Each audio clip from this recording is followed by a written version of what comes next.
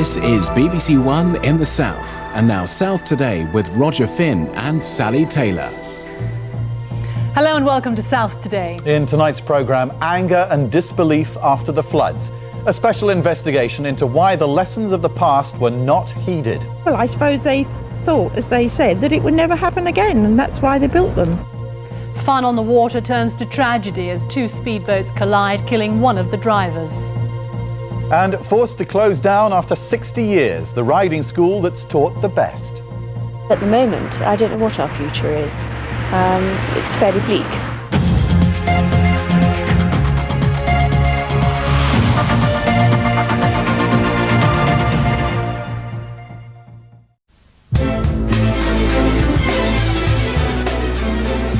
This is BBC One in the South. And now South Today with Sally Taylor and Geraldine Peers. Hello and welcome to South Today. In tonight's programme, why stopping for a few minutes could cost you your life. What can be done to stop the rising death toll on motorway hard shoulders? And why this musician will soon have to hand out notes in order to play them.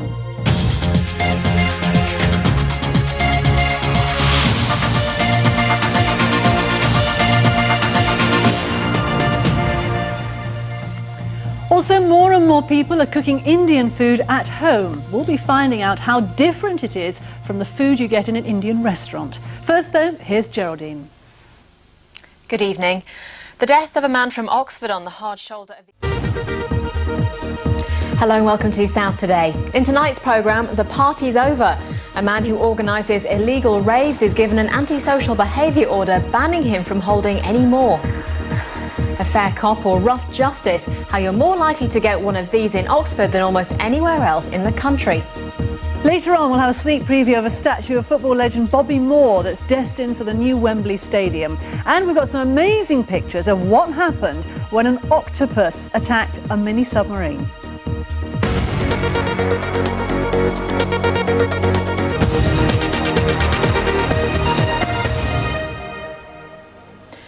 A man who organised illegal raves in Oxfordshire has been given an antisocial behaviour order banning him from holding any more for 2 years. Hello and welcome to BBC Oxford News. In tonight's programme, deliberate cruelty carried out for fun. How the RSPCA is trying to stop people stealing cats to throw at dogs so they can be savaged. Also, are you allergic to penicillin? Most people who think they aren't, and a new skin test could prove it. And an early morning party in Oxford for the May Day celebrations. Had a really good night and a few drinks, and then we're going to go and hear the choir sing and see the people jump off the bridge and not hurt themselves. Thousands turn out to watch the choir sing in the dawn, but does closing Magdalen Bridge stop some people enjoying the event?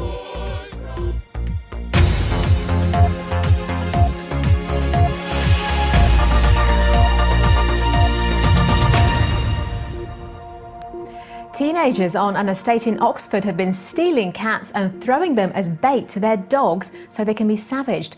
Now the RSPCA is trying to photograph as many local dogs as possible to try to track down the owners responsible. Hello and welcome to South Today. In tonight's programme, plied with alcohol and then raped in a park. A teenage girl tells a court she was sexually exploited and abused in Banbury. Also tonight, 3,000 staff and students on the move. The university campus that's going to close and the nearby residents with fears about what might replace it. Why the cost of going to the Grand Prix at Silverstone could be coming down. And later on, the eyes have it. But is Molly's quirky appearance preventing her from finding her perfect home?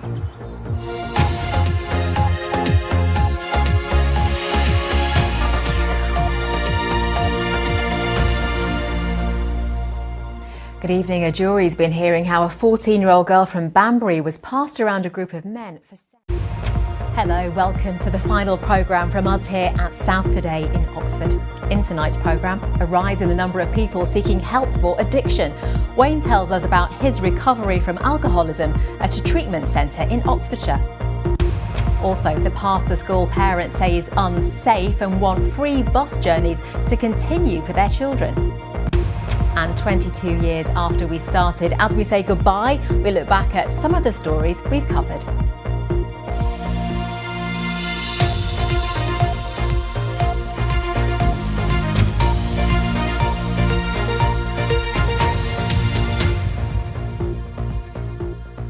evening. An addiction treatment centre in Banbury has told us it's seeing an increase in health and social...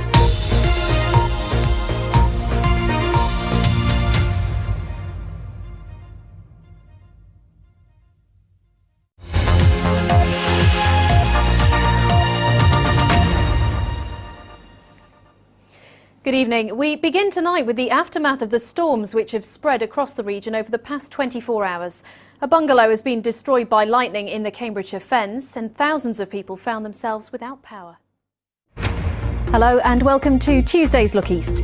Coming up in the next 30 minutes, the squeeze on our classroom places. An investigation has revealed that many of the region's schools are simply too full and it's set to get worse. Also tonight, 2 years after the brutal murder of a pensioner in Wisbech, her brother tells of the family's frustration at the lack of answers. It just seems to drag on and on. You know, you have ideas and you formulate different things, but it seems a shame that they haven't got anybody by this time.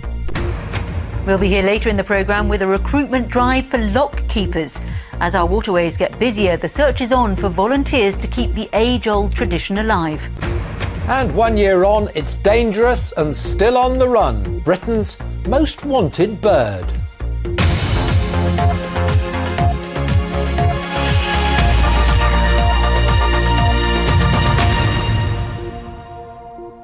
Good evening. First tonight, the revelation that our schools are facing a desperate shortage of places.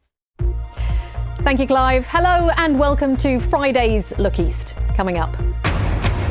The triple murder investigation in Kettering. A community mourns the loss of a nurse and her 2 children.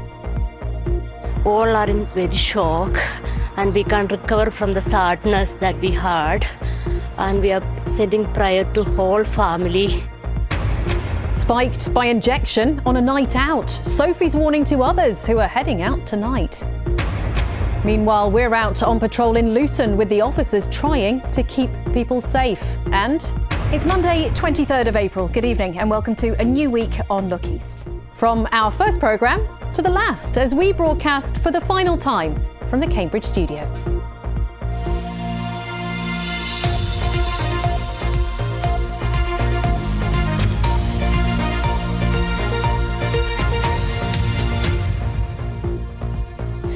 Well, we start tonight with the mother and 2 young children killed in Kettering yesterday. Police have confirmed the victims were a nurse from the local hospital, her 6-year-old son and 4-year-old daughter. Flowers and toys have been left at the block of flats where they were fatally injured. Our reporter, Helen Moore. Folks, it falls to me to say that we know you are in really good hands with the team in Norwich, and there is plenty more news on BBC Radio and BBC News Online. But on behalf of each and every one of us here in the West, we want to say thank you for giving us your time, your trust, for sharing your stories with us. And you can see how much it means and all of the messages you've been sending. It has been an absolute privilege to serve Cambridgeshire and Northamptonshire in the 3 counties. So, for one last time from all of us here, thank you for your company. Have a great Christmas. Good night.